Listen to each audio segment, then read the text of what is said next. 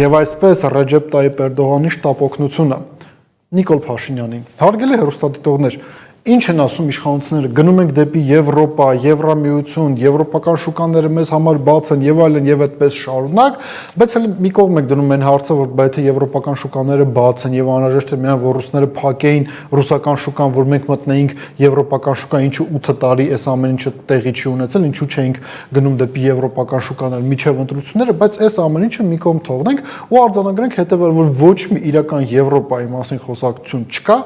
այլ տեղի է ունենում այն, ինչի մասին մենք Ալֆայի տաղավարում ավելի քան 3 տարի ձեզ հետ խոսել ենք։ Հայաստանի Հանրապետության իշխանությունները Եվրամիության մասին խոսակցությունների քողի տակ Հայաստանը եւ Հայաստանի տնտեսությունը փորձում են ինտեգրել թուրքական աշխարհի մեջ եւ վերջին իրադարձությունները, որոնք տեղի ունեցան ընդամենը 24 ժամվա ընթացքում, դրա լավագույն ապացույցներն են, գիտեք, շատ բարդ է պատկերացնել ավելի բաց տեքստով իրողությունների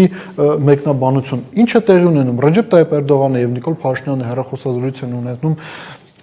իհարկե ինք պարբերաբար հեռախոսազրույցներ ունենում են վերջին տարիների ընթացքում, բայց պահը պատահական չէ ընտրված եւ պահը պատահական չէ ընտրված նաեւ հետեւյալ տեղեկատվության համատեքստում պատմական հայկական կառսում Թուրքիայի եւ Հայաստանի Հանրապետության գործարար շերտի ներկայացուցիչները, գործարարները հանդիպել են եւ քննարկել են փոխգործակցության մեխանիզմները, քննարկել են միմյանց հետաքրքրություն ներկայացնող նախագծերը, հանդիպել են նաեւ այստեղ ինչն է կարեւոր գյուղատնտեսության ոլորտի պատասխանատուները, սա իր հերթին գալիս է ապացուցելու շատ པարզ մի բան, որ հաշվի առնելով Ռուսաստանի Դաշնության հետ եղած խնդիրները, որը ստեղծել է անձամբ Նիկոլ Փաշինյանը, այ ոնց այս մարդը անձամբ Արցախը ճանաչեց Ադրբեջանի մաս, դրանից առաջ էլ 2020 թվականի հոկտեմբերի 19-ին հրաժարվեց Ռուսաստանի Դաշնության նախագահի առաջարկից եւ չդադարեցրեց պատերազմը, ու մենք կորցրեցինք Հադրութը եւ Շուշին, այ հենց այդ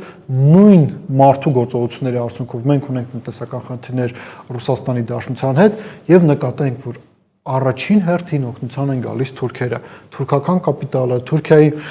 իշխանությունները այդ իսկ պատճառով կարծում տեղի ունենում գործարարների միջև հանդիպում եւ իրենք քննարկում են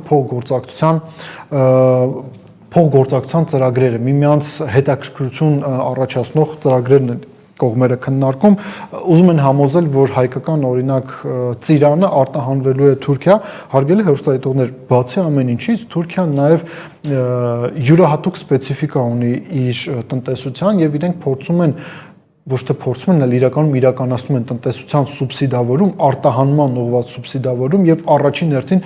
գյուղմթերքի մասին է խոսքը գնում, թուրքական գյուղմթերքը ինչու է նաեւ Հայաստանում շատ տարածված եւ ընդհանրապես աշխարհով մեկ տարածված, որտեղ թուրքական պետությունը սուբսիդավորում է այդ ամեն ինչը,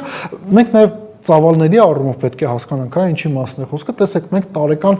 մինչև 49 միլիոն դոլարի ծաղիկ ենք արտահանում ռուսական շուկա, մինչև 145 միլիոն դոլարի արտահանում ենք միրգ եւ բանջարեղեն եւ իշխանությունները փորձում են համոզել, որ այդ ամեն ինչը գնալու է թուրքական շուկա, այդ ամեն ինչը գնալու է ադրբեջանական շուկա, հեսա Ադրբեջանին էլ կանդրադառնանք, բայց կրկին ասենք թուրքական տնտեսության յուրահատկությունը կայանում է նրանում, որ իրենք միտված են խտանելու արտահանումը, առաջին հերթին գյուղմթերքի արտահանումը եւ այս իրողությունները կարող են հանգեցնել հետեւյալին. ռուսական շուկան կփակվի Հայաստանի Հանրապետության համար, հայ-թուրքական հարաբերությունների զարգացմանը զուգահեռ թուրքական կապիտալը կներխուժի Հայաստանի Հանրապետություն, թուրքական ապրանքները կներխուժեն Հայաստանի Հանրապետություն եւ քաղաքացիները, որոնք տասնամյակներ շարունակ արտահանում են ապրանքներ Ռուսաստան, ոչ միայն շուկա չեն ունենա, այլ նաեւ իրենց արտադրանքը չեն կարողանալու վաճառել Թուրքիայում եւ պարզապես փակվելու են։ Այ ոնց ժամանակին Սաակաշվիլին փակում էր բոլոր տնտեսական սուբյեկտները, որոնք կապված են Ռուսաստանի հետ, դրանց փոխարեն գալիս էին նաեւ թուրքական կապիտալի ներկայացուցիչները, նույնը անում է նաեւ Նիկոլ Փաշինյանը։ Իսկ Ադրբեջանը այստեղ ինչ դեր ունի։ Այ Ադրբեջանի մասին մի փոքր առանձին խոսենք։ Երբ որ նոր սկսեցին Հայաստանի եւ Ռուսաստանի միջև տնտեսական խնդիրները, պայմանավորված Նիկոլ Փաշինյանի գործողություններով խնդիրները, մենք սա հստակ պետք է արձանագրենք։ Ինչ եղավ, Շահին Մուստաֆայևը, Ադրբեջանի փոխվարչապետը, հայտնվեց Հայաստանի Հանրապետությունում, Մահեր Գրիգորյանի հետ հանդիպում ունեցավ, քննարկեցին սահմանազատման եւ սահմանագծման աշխատանքների շարունակականության ապահովման հարցերը, ադրբեջանական մամուլը նաեւ գրում էր այն մասին, որ ադրբեջանական կողմը հստակ պահանջներ է դրել պաշտոնական Երևանի առջև, հստակ ժամկետներ նշել, թե երբ են այսպես կոչված անկլավները հանձնվելու Ադրբեջանին, բայց բացի դրանից Շահին Մուստաֆայևը հանդիպեց նաեւ հայ գործարարների հետ, հանդիպեց ինչի համար շատ բարդ Նիկոլ Փաշինյանը փորձում է հայ գործարարներին, Հայաստանի Հանրապետության քաղաքացիներին, իր ընտրողներին նաև համոզել հետևյալը, որ Ժորժ ջան, խնդիր չկա, եթե ռուսական շուկան, Եվրասիական տնտեսական միության շուկան փակվի, եթե դա փակվի, Ռուսաստանի փոխարեն կլինեն Թուրքիան եւ Ադրբեջանը, Եվրասիական տնտեսական միության փոխարեն կլինի թուրքական աշխարհը, հետեւաբար, ինչպես ասել էր Գագիկ Մելքոնյանը,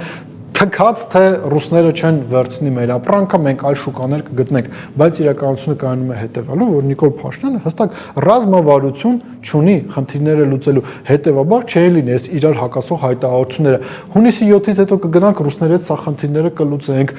մինչև հունիսի 7-ը ու հունիսի 7-ից կավելացնենք մեր արտահանումը եվրոպական շուկաներ, սուբսիդավորման ծրագրեր կմշակենք, հեսա Ուրսուլա ֆոն դեր Լայենը կզանգի, գումար կփոխանցի եւ մենք այս ամեն ինչը